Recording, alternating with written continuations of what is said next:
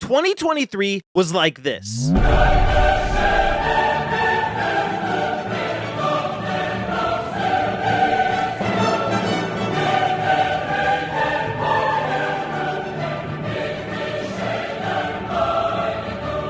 It was like Game Central over here. I'm talking massive hit after massive hit. I'm talking no breaks. I'm talking it was go, go, go, go, go. Usually in a year, we get like 5 killer games, and the rest of the games are good, but not masterpieces. And 2023 was like, oh, you want masterpieces? Here's your masterpieces.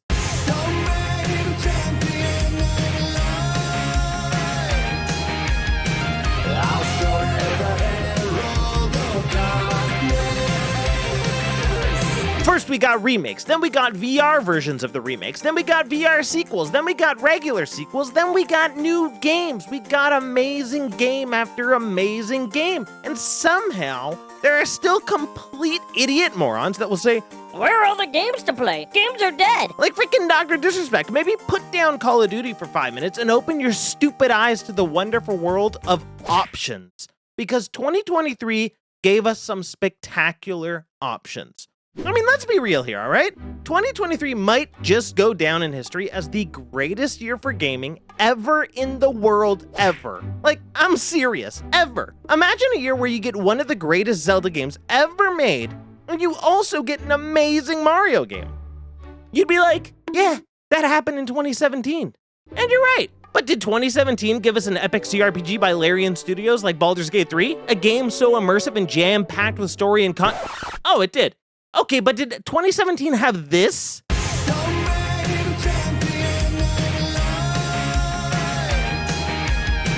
don't freaking think so, bucko. And that's the power of 2023. It's crazy to think that even if 2023 only offered half the games that it did, it would still be among one of the best years in gaming ever.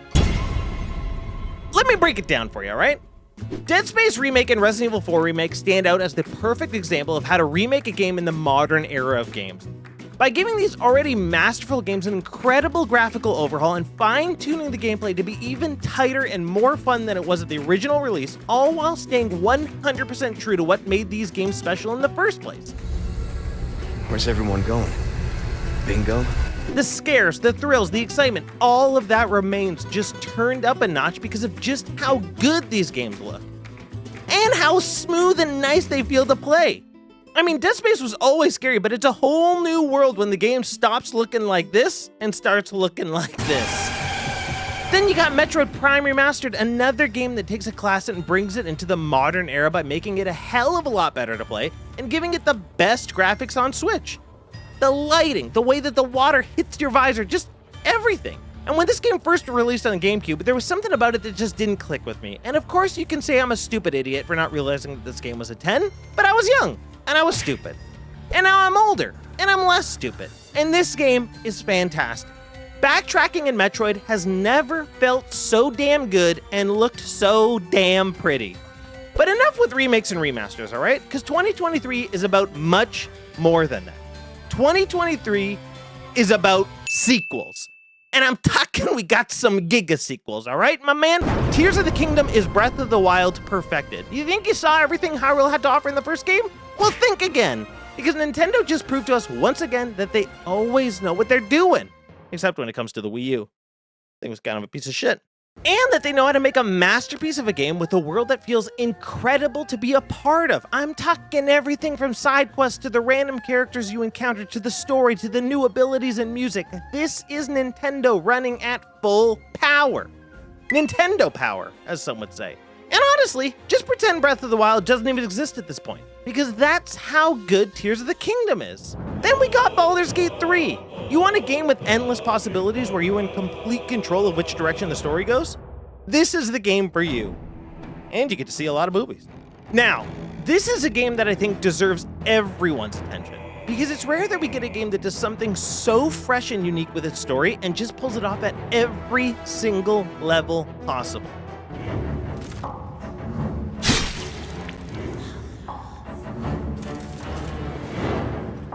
I'm so sorry, my lord. She's an unbeliever outside my control.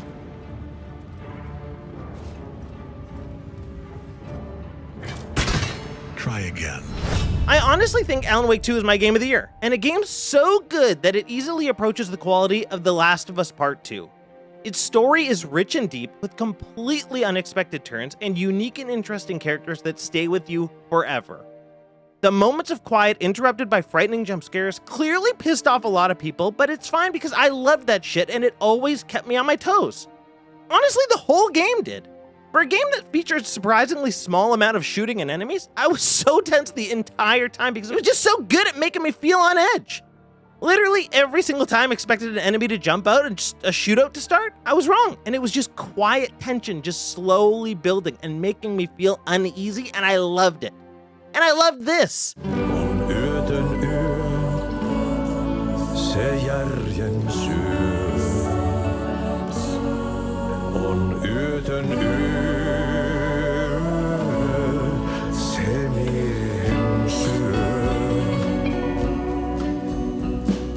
But even with 2023 being packed with stunning games and games that are absolutely worth your time to play, there were some serious pieces of garbage. I'm looking at you, Lord of Ring Gollum. This is some shovelware bullshit right here. Like, I'm talking this game has got to be a front for some sort of money laundering scheme with Embracer, because seriously, the fuck?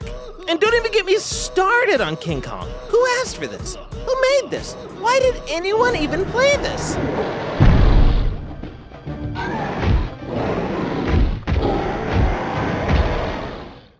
But that's not the worst of it, all right? The ugliest part of 2023 is the gaming industry.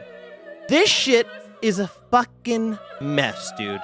Imagine a year where you can have these 10 out of 10s being released back to back, but because you didn't hit some bullshit profit goal set by some cuck-lord accountant with a stupid suit and a dumbass tie, you're done for, you're fired. It's ridiculous. And all it does is show that the people at the top are completely out of touch when it comes to running their studios, and it shows that the current development cycle that games have is completely unsustainable. It shouldn't cost $350 million to make a game, especially when you look at games like Starfield. With its huge budget and 10-year dev cycle, and the game is bloated with boring content that nobody even saw because only something like 1% of people who actually played that game even beat the campaign or got to like level 10 or something. That's crazy. Make shorter games that are higher quality and stop trying to fuck over your staff and your customers. Like, look at you, Bobby Kotick. Fuck you, man. Nobody likes you and nobody wants you. 2023 shows the absolute highs of what gaming can be with these insanely amazing high-quality games. And it also shows just how bad the industry can be with over 9,000 game devs being let go this year. That shouldn't happen, especially in a year like this. But hopefully in 2024, the publishers and studios turn that shit around, stop making dumbass bullshit decisions, because let me tell you, 2024 is looking real nice. Your foe? Sephiroth. Oh, those are some spicy games.